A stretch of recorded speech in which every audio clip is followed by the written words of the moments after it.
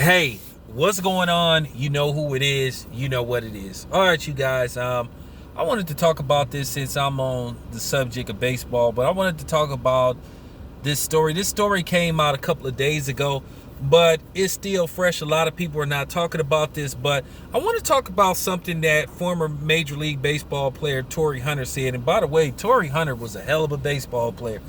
Great baseball player. I hope he gets in the Hall of Fame one day. We'll see. But nevertheless, let me talk about something that he recently said. Now, keep in mind, quite a few baseball players have mentioned this, but he's just one of the many few.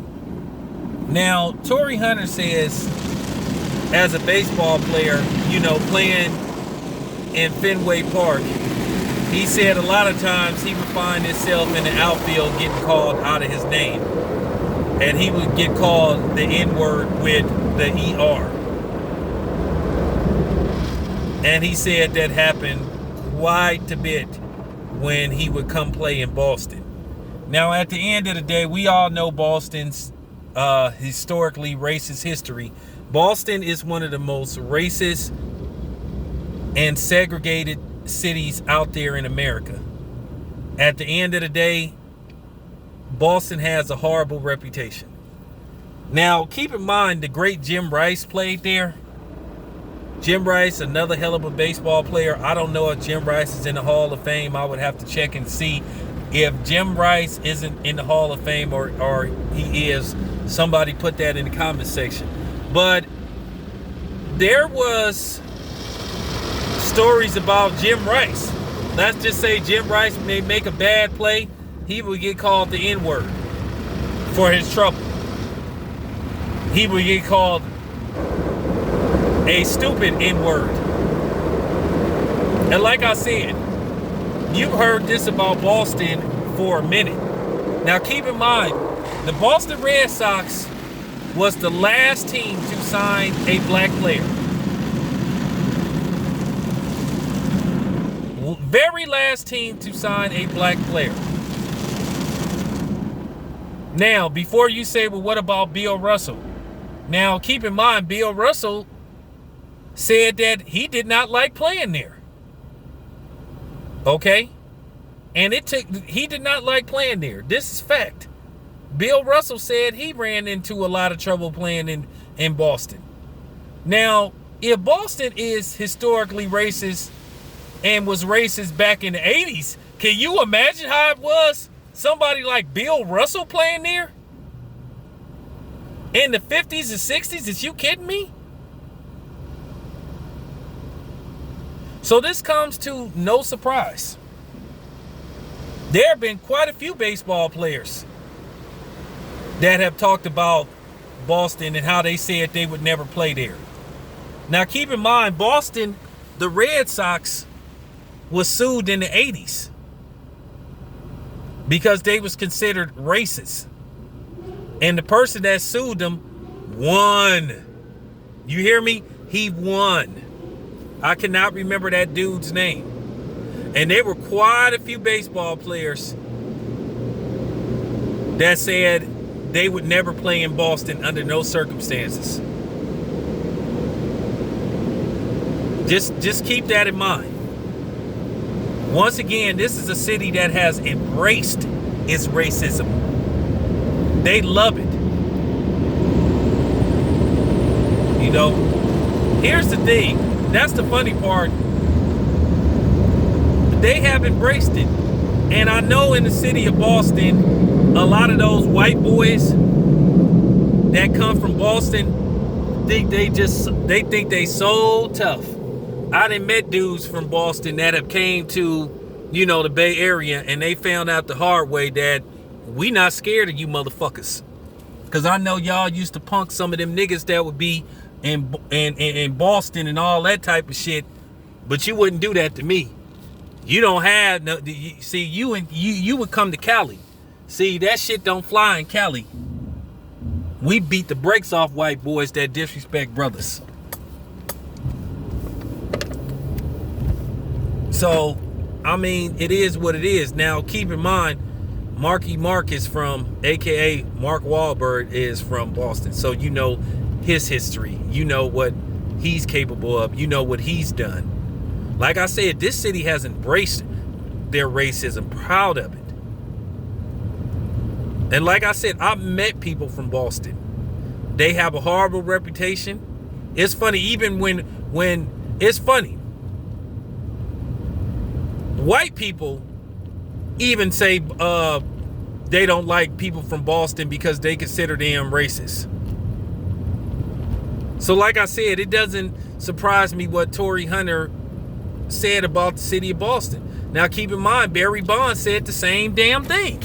Of course, everybody got mad at Barry Bonds because it was Barry Bonds, because people will rip Barry Bonds pretty much if he says anything based off the fact that Barry Bonds was famously known for belittling the media. And a lot of people just didn't like that. Barry Bonds would always make the media feel small. You know, that's why guys like, you know, Mike Greenberg and, you know, guys like Jim Rome would have it in for Barry Bonds. You know, Jim Rome used to call Barry Bonds Bones and all that kind of stuff. Barry Bonds just wasn't a media guy. You know, I accept it. You know, I accept it.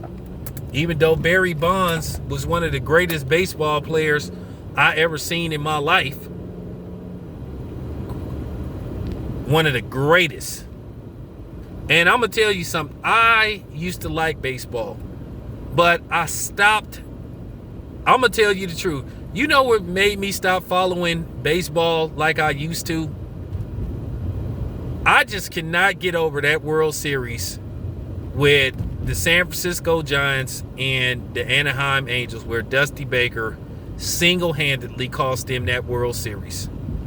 They was 6 out away from winning the World Series. He changed his pitchers. Then the dude ends up hitting the pitch hit home run. And like I said, right then and there, momentum sucked up. And I mean, Barry Bonds had a series for the ages. I mean, Barry Bonds went bananas in that series. Barry Bonds' legacy was stolen from him by Dusty Baker. And that just sucked the wind out of me. You know, because Barry Bonds was my favorite baseball player. And he had a chance to get a ring. And Dusty Baker, toothpick ass, fucked it up. And after that, I just did not want to watch Major League Baseball no more. I just was like, that just took a lot out of me. I felt like that was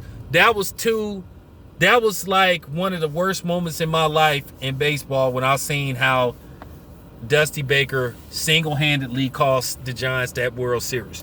And another moment that damn near just like took a lot out of me, and everybody knows what that is. If you from Oakland and you remember the 1988 World Series with the Dodgers and the Oakland A's, I'm going to tell you right now, to this day, I cannot watch that home run that Kirk Gibson hit off Dennis Eckersley.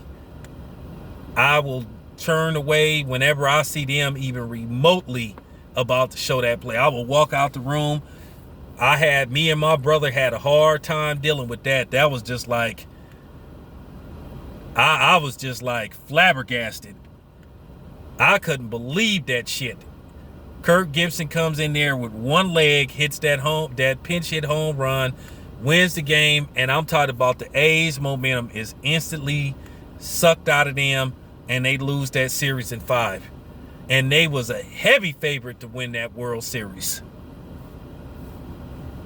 And like I said, every time they remotely get ready, if they show that home run, I will turn off the TV. I will walk out the room.